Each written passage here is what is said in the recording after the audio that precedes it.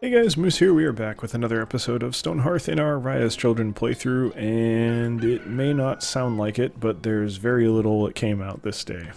For me, anyway, because what did come out is a pretty popular game, but not one that I'm at all interested in, so it's gonna sound like I'm, well, it's a major game, especially recently, but I couldn't care less about it, and that is Street Fighter V, which came out on February 16th of 2016, 1 year ago today.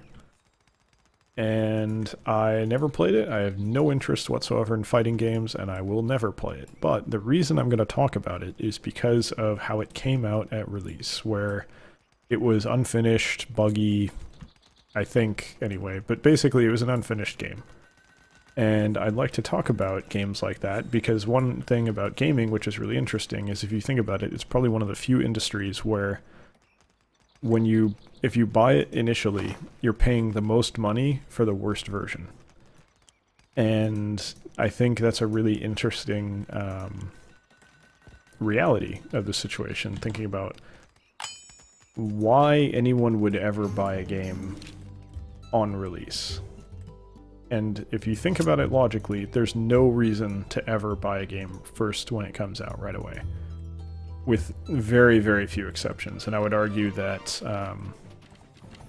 in a big multiplayer game, you would want to, because that's when there's going to be the biggest crowd, and it's going to be the easiest to get into, because everyone else is learning the mechanics and everything. Usually with like a shooter or something, that'd be when I would want to get into it. Titanfall 2 is a good example, Overwatch is a good example. I'd want to play those games on release. But that's one very small detail.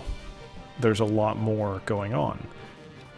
So I like to think of myself as being able to put myself into developer shoes, and I'd like to be a developer at some point. Not as like a full-time thing, but a hobbyist developer. Make a game or two. It's already level 4, that's real good. New guy's doing well. I'd like to do that stuff, so I want to think about it and try and understand, well, from a developer, why is this happening? Why is this the way it is, and how do we deal with it? And it's really easy just to say, well, okay, well, they should release finished games in the first place, but even if they're releasing well-tested games that have, they put the time in and made it good, and developed all the content they intend to create, barring expansions, it's not really that simple a lot of the time. There are going to be bugs that you just don't catch, because no matter what you do, there is no testing that is ever going to be as intensive as people playing the game. And there's going to be more content that you release, whether it's incorrectly done, such as DLC, or, well, okay, such as some DLC, or correctly done, such as expansions that are actually usually DLC, like something that Witcher 3 would do, basically. And it's difficult to say, how are you gonna... Or sorry, I kind of lost my train of thought there. What I was trying to say was, even if you do generally everything right, even if you handle DLC correctly, even if you test it as thoroughly as you can, no matter what, you're always going to be selling the worst version of the game, usually, unless you actively sabotage it, like Star Wars Galaxies or something, which is a whole nother thing. You read up on that if you're curious. I think it's New Game Plus or New Experience Plus or something, or New Game Experience NGE or something like that. It's a good read. Definitely check it out if you have time. But generally, when the game first comes out, that's the worst version. It is. There's no arguing that, really. Because you're always going to have bug fixes and updates that come after that are going to object it. Like, look at No Man's Sky. Horrible game on release. Has it gotten better? Well, they release patches. I need to go back and try them, because I haven't. But, I mean, that's a really major example of a terrible game on release. And I think Street Fighter V fits into that a bit. Though it was a little bit more of a DLC offender in that case. So how do you deal with that situation? What's the right way to handle that? How do you deal with the reality that when a game first comes out, it's the worst version of that game. Almost guaranteed. And how do you reconcile that with people paying the most for it? And I think it might just be one of those things where it sounds weird if you say it, but that's just the way that it is. And that's a really boring answer to that question, so I'm not going to stick with that. But that may be the reality, because I don't think you can explain any of it away. It's a very complex issue. Okay, we need to put some doors in here, but we're getting close to being done. So, I mean, okay, is this an issue if games are properly tested consistently? Probably not.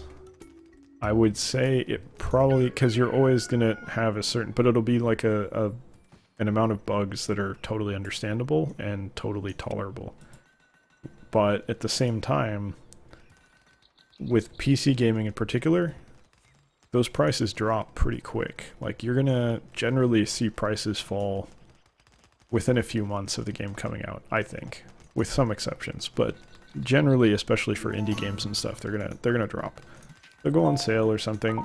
You know, Stonehearth is early access, so that I think it's still like 15. I think it's sticking right around 15, like for quite a while, and that's fine.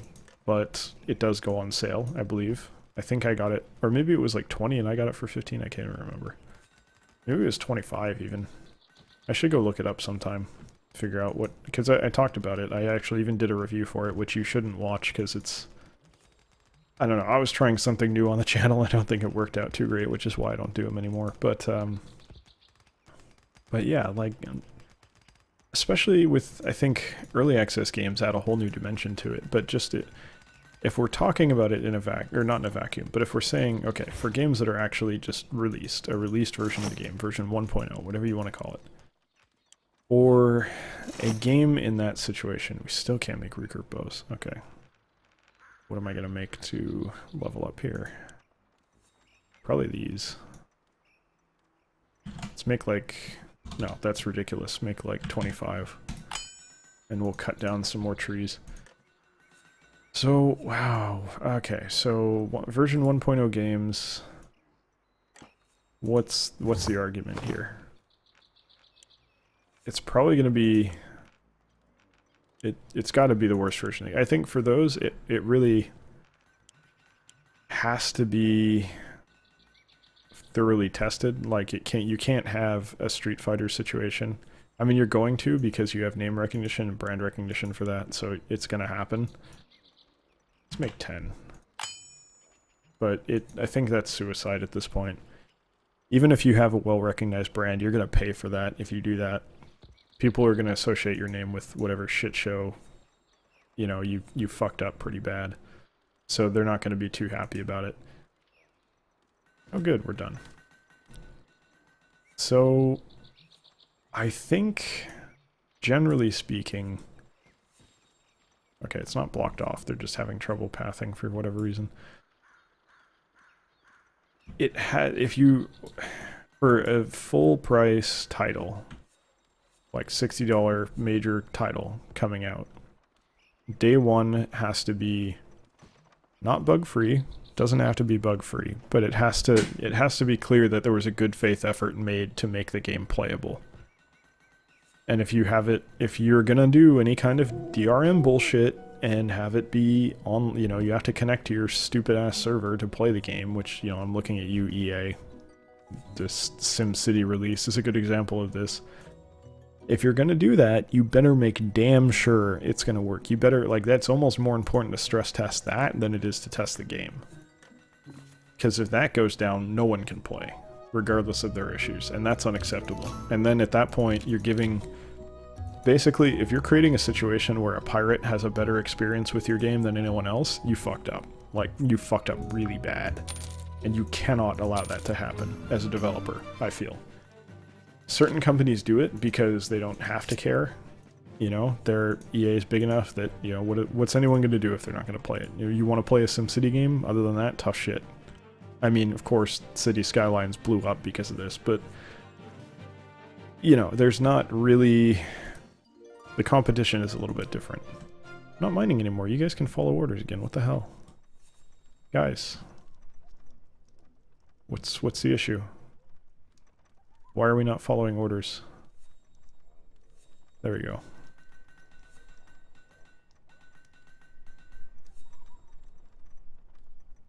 Okay, whatever. Well, some of you will go. Eventually. Alright, kind of annoying that this issue has come back, but what are you gonna do? We're not mining anything though, so I don't understand why we're having this problem. And the houses aren't getting built either. Nothing's being done. So that makes me think that maybe we lack storage. So I would like to maybe remedy that. I go over to our blacksmith. You got a lot you're working on. Are you getting yourself killed over here? Yeah, but you're probably gonna win. Probably, right?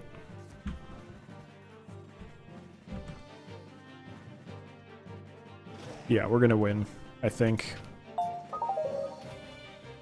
It's a little hard to tell. Is he even attacking anymore?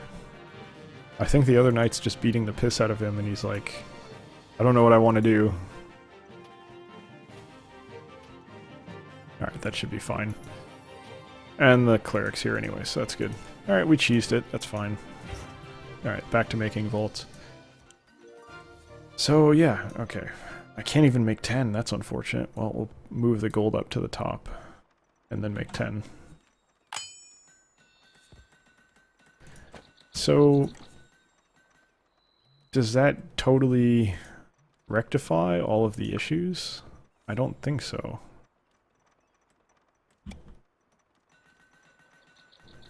How are we going to do this?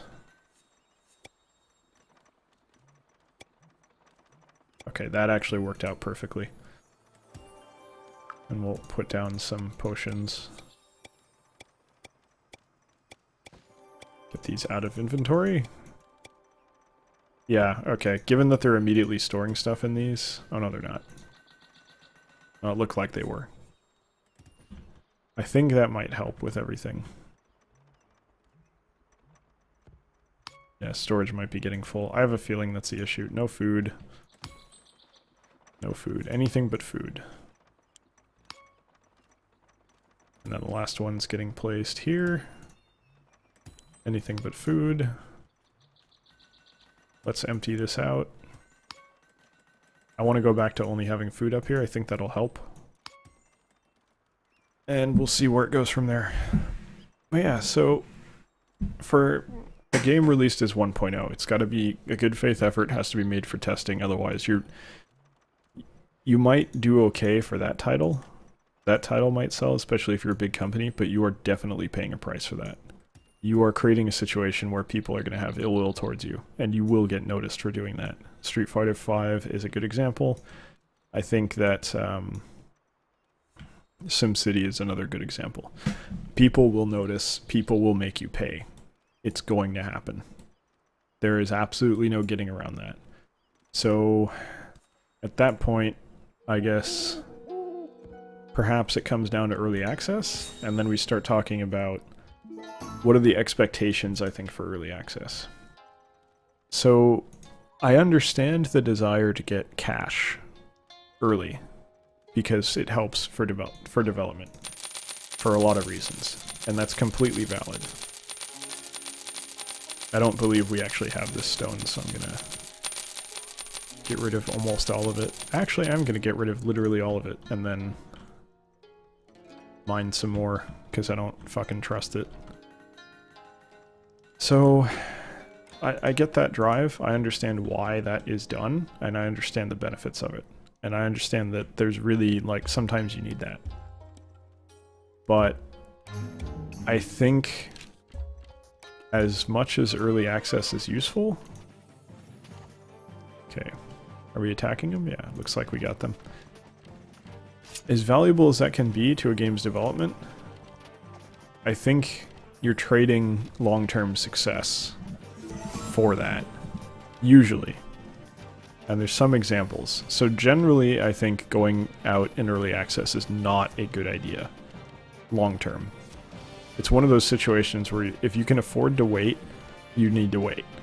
Because you're exposing people to basically an inferior experience. And it's hard to come back to a game when you've already played it, and you're just like, well, I already played it when it was bad. Why would I play it again when it's good? It's not worth replaying, probably. Even if it's better. So, that's how I feel about it. But, if you wait, then they just play it when it's good, and you're a lot more likely to get a better long-term reputation for your company, and you as a developer, but also for your game in particular. So, I feel like it's better to wait if you have that option. Sometimes you don't. Sometimes you need the cash right away so that you can continue financing development. I get that. Money's tight. It's fine. But if you're going to do early access, I think it has to be discounted significantly. You have to give people some kind of benefit for buying in early, usually in the cost. And then you also need to very clearly have the game I'm kind of speaking strangely because I'm focusing on a few things at once. What I mean to say is you really need to make sure that you are providing an at least passable experience. The game doesn't need to be finished, but it has to be passable. And I think a good example of that is something like Darkest Dungeon, where they didn't have a completely finished game when they released it in early access. I think Stonehearth is another okay example. I wish Stonehearth had a bit more content, but it's fine, I think. Okay, you guys are really not doing this properly. Take it to the other chests, please.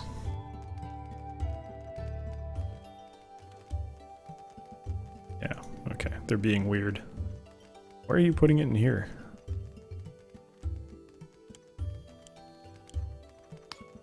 Very strange.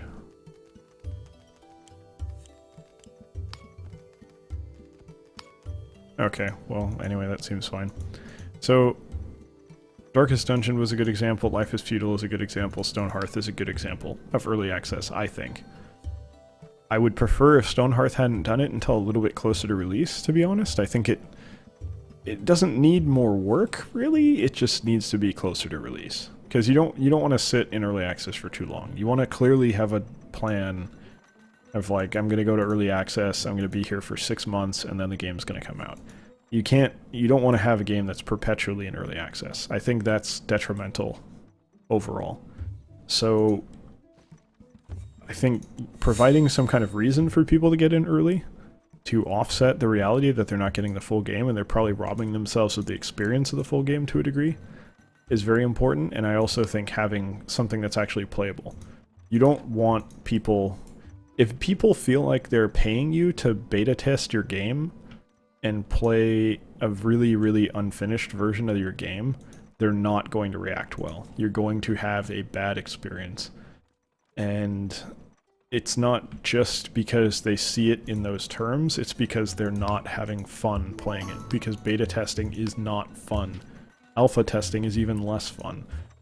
It's not enjoyable to test someone's work when it's clearly not finished. And that's fine that it's not finished, because testing needs to happen at that stage often. However, not when you've paid for it. Beta testers should never be paying people to test the game. Usually they should be getting paid, and unfortunately, I don't know if you know this, but they get paid very, very little. And that's very unfortunate, because they deserve more, frankly, but that's a very low-income job, regrettably. But that's the reality of the market, so whatever, it's fine. It's a very tedious and boring job, as I've heard. Never done it myself, but I have not heard anything good about it, for sure. So yeah, main $60 games, I think the reality, you're never going to escape the reality that you're paying for the worst game for the highest price, because obviously it has to be the most when it comes out, because that's when the demand is highest. But it also will not be the best version of the game, regrettably. And I don't think there's any getting around that. You can't, if you're making the game worse as time goes on, that's just stupid. Why would you do that? And I think having increasing price doesn't make any sense economically. Like, that seems just silly. So having it decrease over time is probably necessary, and having it get better over time is just the way things work. It's just not gonna work any other way, and it shouldn't work any other way. So I don't think there's any getting around that. So the only thing you can do at that point is manage what you're putting out, which basically means not putting out garbage. And unfortunately, I think the way gaming works, you're always going to have garbage coming out. It's just something that's going to continue to happen for a long time, especially now that we've gotten to a point where early access is much more prevalent, and also, you know, hobbyist developers are much more common, which is a good thing overall, but there's a price to pay with that, and that's games that are unfinished, and some games that you pay for that never get finished. So if you're going to buy a game in early access, and I've talked about this before, you have to understand and accept that you may be paying for... You really have to be happy with what you're getting right then and there, because you may not get anything else. That's just the reality of the situation. As much as it may suck, that is what you're getting. And if you don't like it, you better not buy in. So, anyway. I kind of went all over the place. It's a really interesting topic. There's a lot of detail that goes into it, and a lot of things going on there, so this is definitely something we're going to touch on later and talk about more, because there's a lot of stuff to talk about. It's a very complex and interesting subject, so it'll come up again, I'm sure, but that is it for now. So, thank you very much for watching. I hope you enjoyed the episode, and I hope you'll be joining us for the next one as well. Take care.